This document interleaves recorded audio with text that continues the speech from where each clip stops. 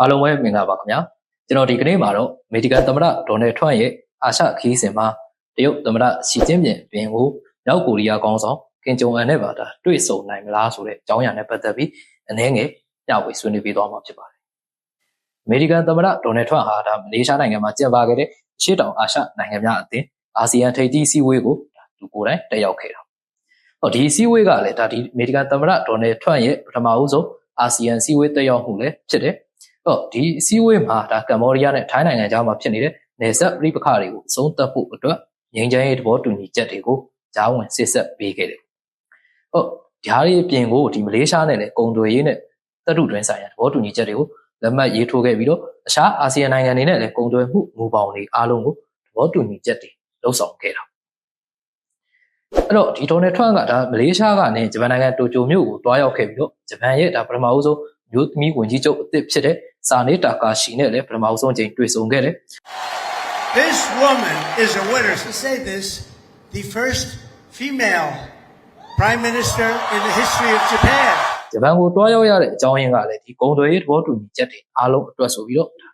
့ထုတ်ပေါ်ပြောဆိုထားတယ်။အဲ့တော့အမေရိကန်ထုတ်ကုန်တွေပေါ်မှာ15%သာအခွန်ကောက်ခံမဲ့ကုန်သွယ်ရေးမူပေါင်းတစ်ခုကိုသူအနေနဲ့သတ်မှတ်ခဲ့တယ်။အဲ့တော့ပြန်လည်အနေနဲ့လည်းဒီဂျပန်မှာရှိတဲ့အမေရိကန်ရဲ့စက်ရုံတွေစီမံကိန်းတွေအားလုံးမှာလည်းအမေရိကန်ဒေါ်လာ950ဘီလီယံလောက်ထိယင်းနှိမ့်မြုပ်နှံမယ်လို့သူအနေနဲ့ကြေညာပေးခဲ့တာကိုတွေ့ခဲ့ရတယ်။အဲ့တော့အမေရိကန်သမ္မတဒေါ်နယ်ထရန့်ရဲ့ဒီအာရှခရီးစဉ်မှာစိတ်ဝင်စားစရာကောင်းတဲ့နောက်တစ်ချက်က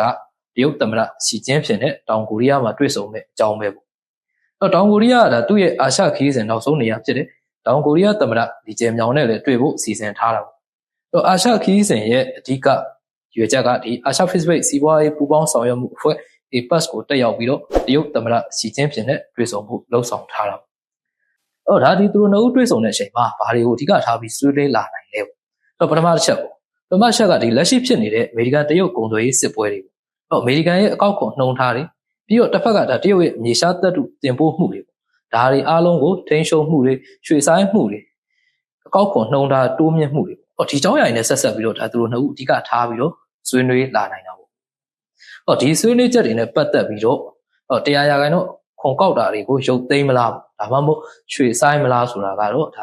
ဖြစ်နိုင်ခြေရှိတဲ့ຢာတွေအားလုံးပေါ်မှာမူတည်ပြီးတော့ဘာတွေဆက်ဖြစ်လာမလဲဒီနေရာမှာမြေရှားပြဿနာပေါ့မြေရှားပြဿနာနဲ့ပတ်သက်ပြီးတော့အနည်းငယ်လေ့လာကြည့်အောင်တရုတ်နိုင်ငံကဒီမြေရှားထုတ်လုပ်မှုမှာကမ္ဘာပေါ်လွှမ်းမိုးထားတယ်အဲ့တော့ကမ္ဘာထုတ်လုပ်မှုရဲ့60-80%ကျော်လောက်အထိကိုသူ့အနေနဲ့ရှုပ်ကင်ထားတာအဲ့ဒီနောက်မှာအမေရိကန်ပေါ့အမေရိကန်က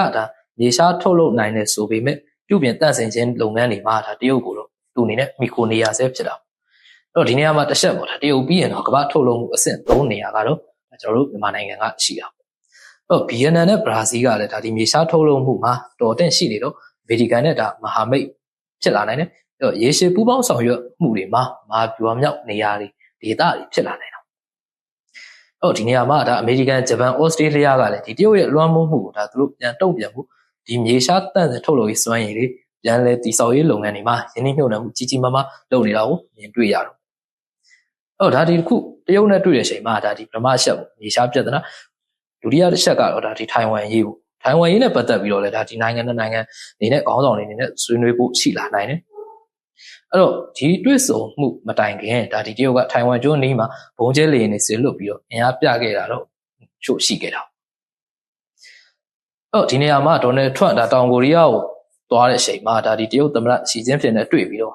့ဒီမမျှော်လင့်ပဲနဲ့မြောက်ကိုရီးယားခေါင်းဆောင်ကင်ဂျုံအန်နဲ့လည်းတွေ့နိုင်တာတောင်ကိုရီးယားမှာကျင်းပမယ်ဒီအာရှဖိစိဖိတ်ဒေသခေါင်းဆောင်တွေအစည်းအဝေး APEC မတိုင်ခင်တပတ်လိုမှာပဲမြောက်ကိုရီးယားကဒီပဲထိန်တုံးကြီးပစ်ခတ်တာမျိုးတွေလုပ်ပြသွားတယ်အရင်တုန်းကဒီ2019တုန်းကဒီဒေါ်နယ်ထရန့်နဲ့ကင်ဂျုံအန်ကဒီတောင်မြောက်ကိုရီးယားနေဆက်ပန်မွန်ကျွန်းစစ်မဲ့စုံမှာတွေ့ဆုံခဲ့မှုတာတွေရှိတယ်ဒီနေ့ဒါကလည်းနောက်တစ်ချိန်တွေ့တာမျိုးလည်းဖြစ်နိုင်တယ်တွေ့ဖြစ်ခဲ့ရင်ဒီမြောက်ကိုရီးယားရဲ့နျူကလ িয়ার လက်နက်အစီအစဉ်တွေအမေရိကန်နိုင်ငံရဲ့ပိတ်ဆို့ရေးမှုတွေပေါ့ဒါတွေအားလုံးကိုဆွေးနွေးလာနိုင်တယ်လို့တော့ကျွန်တော်အနေနဲ့မြင်မိတာဒီကနေ့ပြောပြသွားတဲ့အမေရိကန်သမ္မတဒေါ်နယ်ထရန့်ရဲ့အာရှခရီးစဉ်မှာသူ့ရဲ့ခင်းကျင်းတွေအားလုံးကိုခြုံငုံကြည့်ရရင်ဒီကမ္ဘာအင်အားကြီးနိုင်ငံတွေအားလုံးကကမ္ဘာစီးပွားရေးနဲ့မဟာဗျူဟာဆက်ရှာကြမှုတွေအရကျွန်တော်တို့အာရှဖိစိဖိတ်ဒေသစီကိုဥတီပြီးတော့လာနေပြီလို့တော့ကျွန်တော်အနေနဲ့မြင်မိတယ်အားလုံးကိုကျေးဇူးတင်ပါတယ်